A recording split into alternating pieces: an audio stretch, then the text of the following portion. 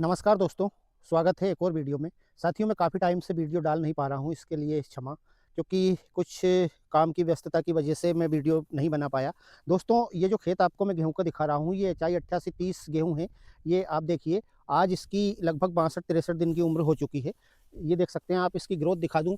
मैंने आप लोगों से बोला था कि मैं इस गेहूँ के वीडियो आपको दिखाता रहूँगा, क्योंकि पिछली बार भी मैंने इसका उत्पादन दिखाया था, इस बार भी मैं वीडियो दिखाता रहूँगा। दोस्तों, जिन-जिन हमारे किसान मित्रों ने एचआई 8830 गेहूँ लगाया है, वो मुझे कमेंट के माध्यम से बताना कि उनके गेहूँ की कितनी उम्र हो गई है और अभी क्या स्थिति है। साथियों, ये जो मेरा खेत है, मैं इसकी स्थिति आप लोगों को दिखा रहा हूँ।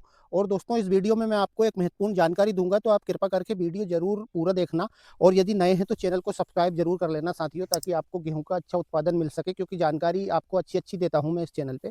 तो दोस्तों, मैं आज के वीडियो में आप लोगों को बताने वाला हूँ कि मेरे चैनल पे बहुत सारे किसान मित्रों के कमेंट आते रहते हैं कि साहब, हमें हमारा गेहूँ में जैसे ही हमने पहली सिंचाई करी, या कुछ के कमेंट थे कि साहब दूसरी सिंचाई करी और गेहूँ में पीलापन आ गया।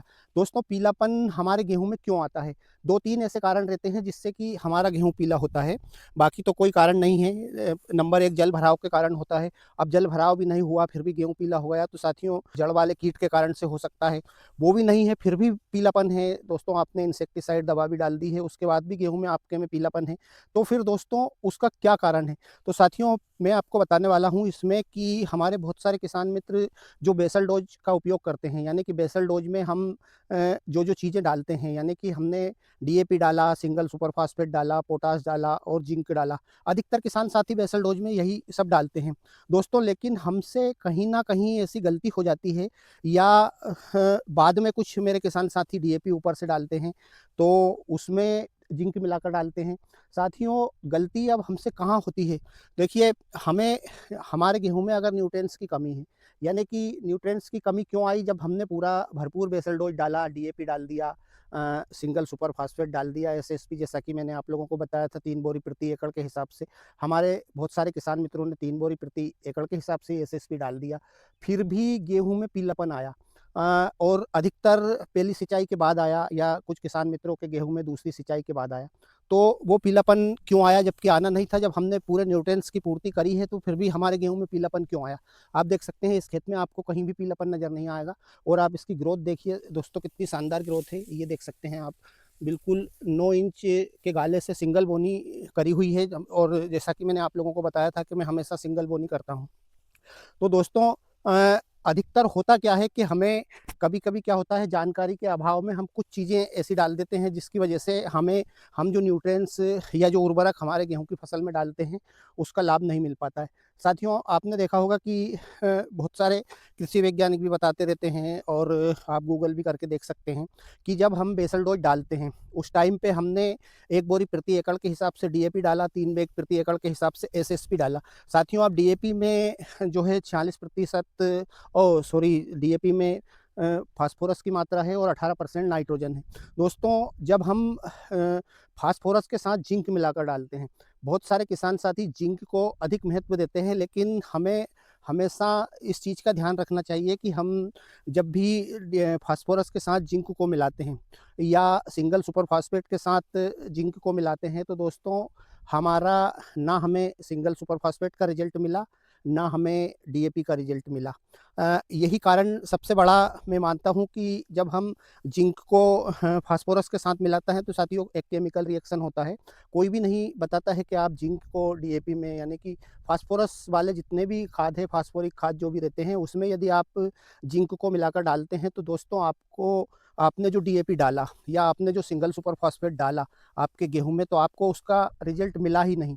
ये मान सकते हैं कि आपने खाद डाला ही नहीं, क्योंकि दोनों का केमिकल रिएक्शन हुआ और जिंक फास्फेट बन गया, और वो ज़मीन में ही फिक्स हो गया, यानी कि वो आग घुलनशील मात्रा में होकर के और ज़मीन में फिक्स हो गया।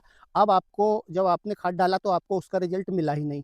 तो दोस्तों, एक कारण तो सबसे बड़ा ये है पीलापन आने का, क्योंकि जो चीज़ें हमने डाली हमारे गेहूँ की फसल के लिए, और वो हमारी गेहूँ की फसल को मिली ही नहीं। इस कारण से अब आप ऊपर से हम ज़्यादा से ज़्यादा क्या देंगे उसको, नाइट्रोजन देंगे।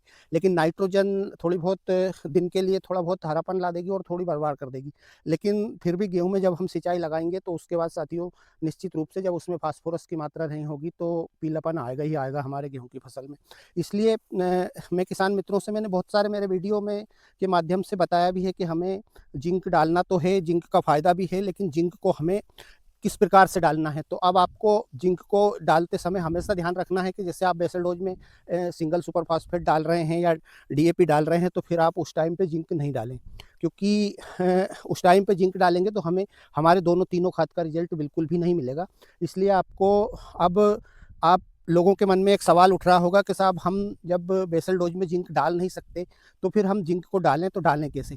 तो या तो दोस्तों आप जिंक को जो वाटर सोल्यूबल फर्टिलाइज़र्स हमारे रहते हैं, या फिर जो चेलेटेड जिंक आता है, वो वाला जिंक भी यदि आप डाल देते हैं पहली सिंचाई के बाद या दूसरी सिंचाई के बाद, तो भी हमें वही फ़ायदा कर देगा।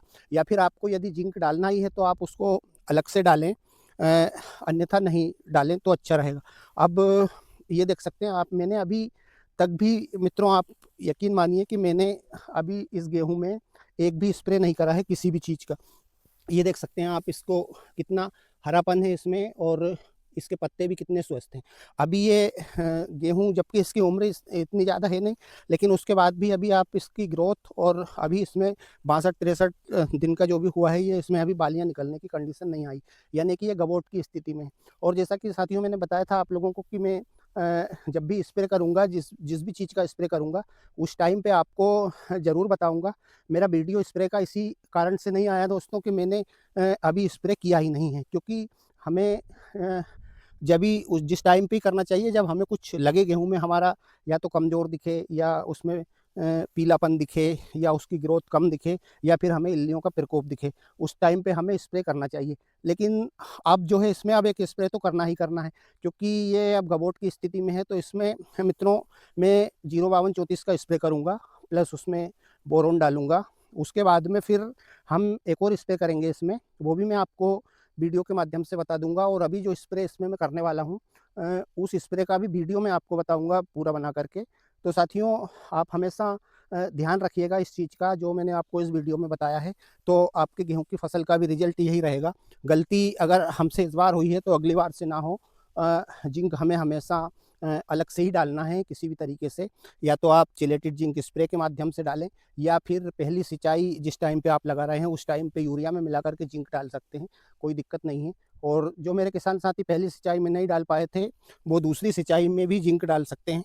तो साथियों, आज के वीडियो में मैंने कोशिश करी थी समझाने की थोड़ी सी, क्योंकि कमेंट थे बहुत सारे मेरे किसान साथियों के कि साहब हमारे गेहूं में पीलापन है, क्या करें?